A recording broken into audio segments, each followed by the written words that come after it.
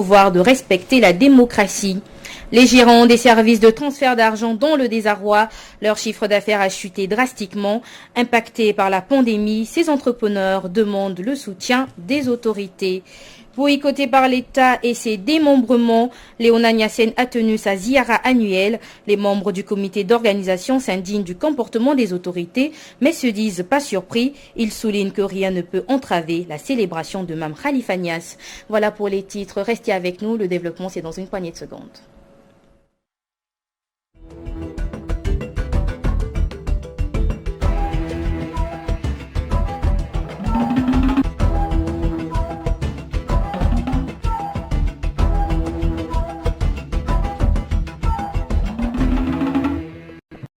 Bienvenue à tous et merci de vous informer sur Walf TV. À Ziguinchor, la section locale du M2D et le master Ziguinchor étaient dans la rue pour exiger la libération de ce qu'ils considèrent comme des otages politiques. Ils mettent en garde Macky Sall et son camp contre les attaques contre la démocratie. Seydou Mondian, coordonnateur PASTEF Ziguinchor avec Hamadi Khalilou Djemi. Après nous être inclinés devant la mémoire de tous ces martyrs tombés sur le front pour la défense de la démocratie et de l'état de droit, nous, militants et sympathisants de PASTEF les Patriotes du mouvement M2D de Ziguinchor, par ce présent mémorandum, dénonçons avec vigueur l'usage de la force et de la violence excessive contre les populations civiles. Dénonçons avec la dernière énergie l'usage de balles réelles contre les populations civiles de Casamance dans le cadre de l'encadrement de marches pacifiques, notamment à Bignona. Nous déplorons les pertes en vie humaine qui ont été enregistrées. Et enfin, nous exigeons l'abandon de l'usage de balles réelles dans le cadre des opérations d'encadrement de manifestations civiles. Il faut que ça cesse. On ne doit pas encadrer des manifestations civiles avec des balles réelles. Nous exigeons la libération immédiate et sans condition de tous les détenus de la région de Ziguinchor.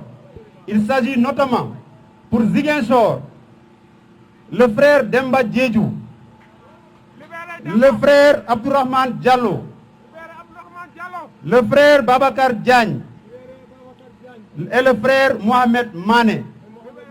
Pour Ziguinchor, nous avons 4 détenus en prison présentement. Et pour Bignona, nous exigeons la libération de Lamine Badji, du frère Bakary Richard Djemé, du frère Ousmane Bodjan, du frère Atab Sonko, du frère Madikoy Sané, du frère Amadou Badji, du frère Ismaïla Badian, et enfin le frère Djibi Kamara. Donc nous exigeons la libération de tous ces détenus pour avoir un climat apaisé, un climat de paix, en tout cas dans la région de Ziguinchor. La résistance continue, camarades. La résistance continue. La résistance continue. Défection dans les rangs de Réoumi à Bignona. Le responsable départemental et certains de ses camarades rejoignent le PASTEF. Ils disent avoir pris cette décision pour être en phase avec le peuple. Moustapha Badji est avec Hamadi Khalilou Djemi.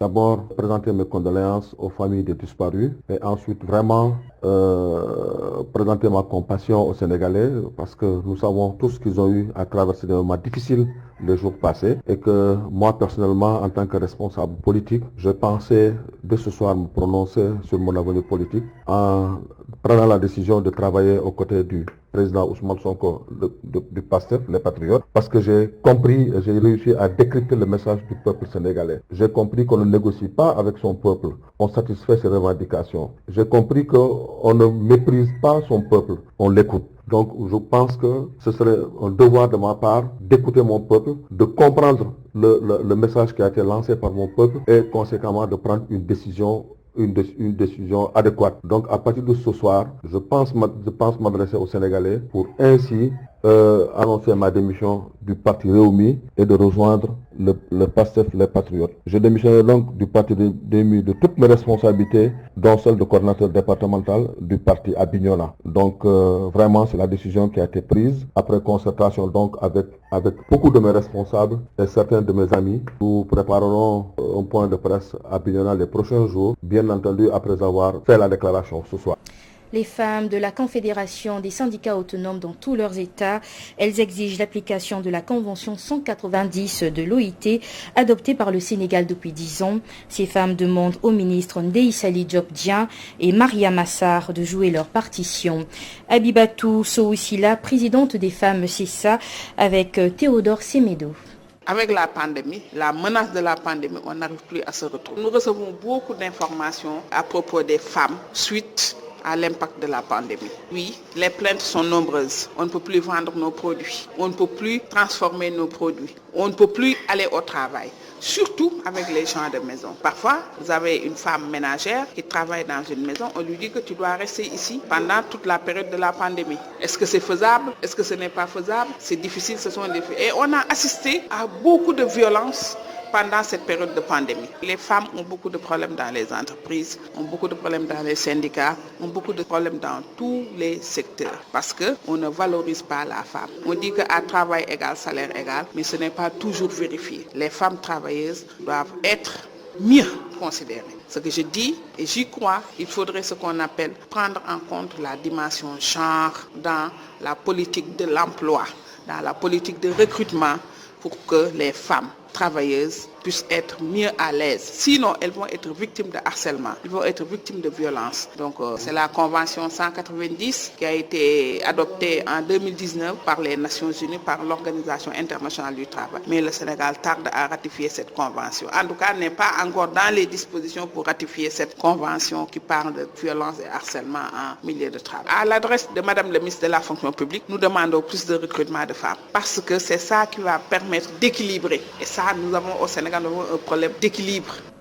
La pandémie de coronavirus continue de faire des dégâts sur le tissu économique. Les services de transfert d'argent voient leur chiffre d'affaires baisser. Ces prestataires de services soulignent que les envois venant de l'extérieur se font rares. Ils lancent un SOS aux autorités. Et c'est dans ce reportage de Adjinde Kounaji. L'épidémie de Covid-19 continue toujours de se propager au Sénégal et beaucoup d'activités tournent au ralenti. Les réseaux de transfert d'argent qui occupent une place importante dans l'économie ne sont pas à l'abri. Oui, c'est vrai. Il y a une différence entre avant la Covid et après la Covid. Avant, on faisait des retraits, des bons retraits, mais maintenant, on a constaté que ce n'est plus le cas, quoi. Peut-être c'est la cause de la maladie, mais en tout cas, on ne fait plus retrait comme on faisait avant la maladie. Cissé, évoluant dans le secteur des transferts d'argent, analyse cette baisse sous un autre angle. C'est vrai que les modos n'envoient plus leur argent comme avant. Et ça, c'est tout simplement à cause de la maladie qui n'a épargné aucun secteur en Europe. Beaucoup de sociétés ont fait faillite. Du coup, 70% de leurs revenus sont destinés à leurs besoins primaires. Et maintenant, comme beaucoup d'entre eux n'ont plus de travail ou sont en chômage technique, cela se répercute sur les envois.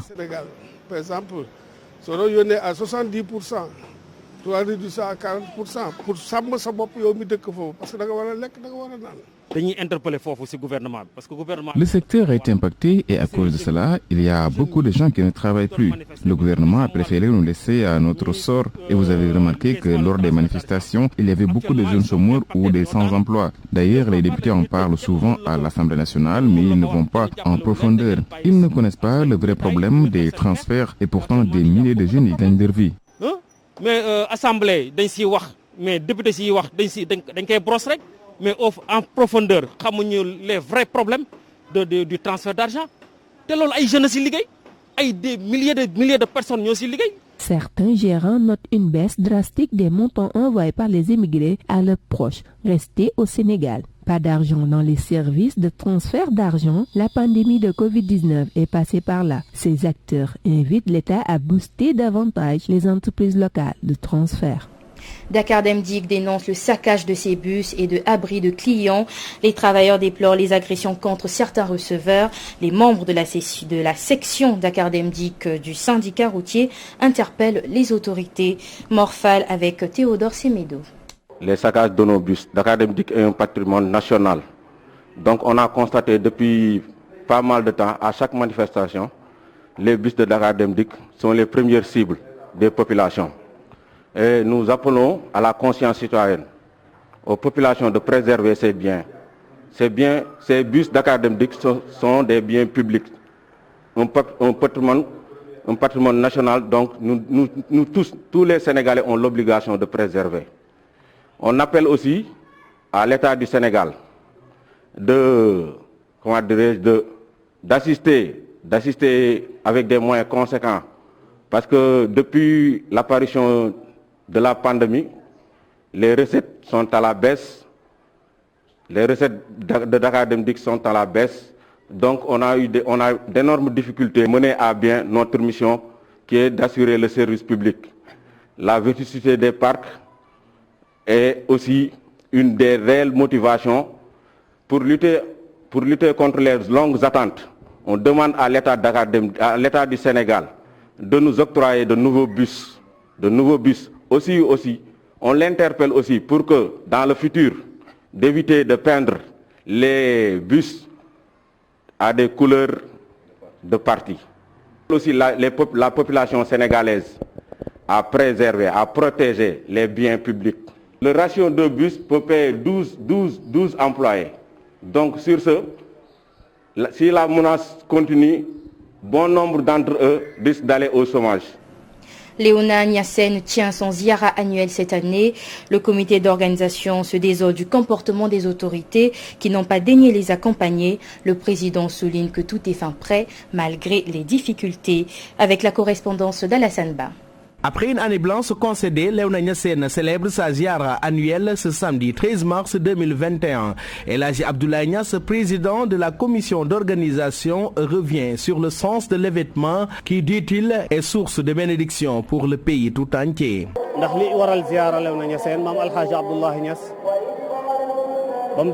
C'est au retour de Mame Abdoulaye Niass de Fès que nombreux de ses disciples ont commencé à venir faire leur ziara. Ça a évolué et ça donne ce que vous voyez actuellement. Le Khalif ne cesse de le rappeler. L'événement de cette année-ci est exceptionnel. Et on a tout vu, tout entendu, mais on a tenu bon pour parvenir à avoir ce résultat aujourd'hui. Et nous en remercions le bon Dieu.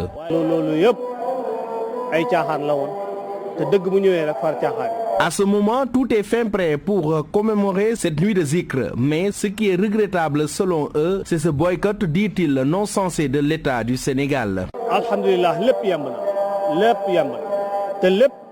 Tout est fin prêt et c'est avec la bénédiction des khalifes. Tout ce que vous voyez là appartient au comité d'organisation. L'État a voulu nous jouer un sale coup, mais Dieu merci. Macky Sall a tourné le dos à Léona Niassène, mais nous lui rendrons la pièce de sa monnaie. C'est déplorable de le voir croiser les bras pour Léona Niassène qui a tout fait pour lui. C'est dommage.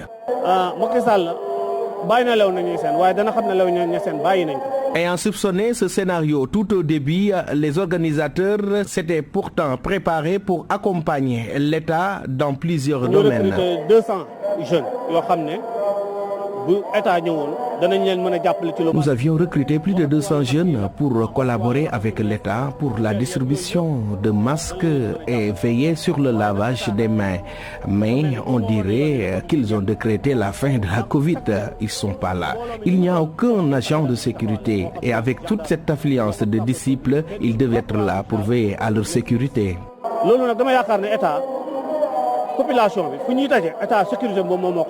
Pour rappel, cette ziara de Khalifatul Hajj Mohamed Niass est célébrée depuis plus de 100 ans par ses disciples qui viennent chaque année par des milliers pour se recueillir et apprendre de nouvelles choses sur la religion musulmane.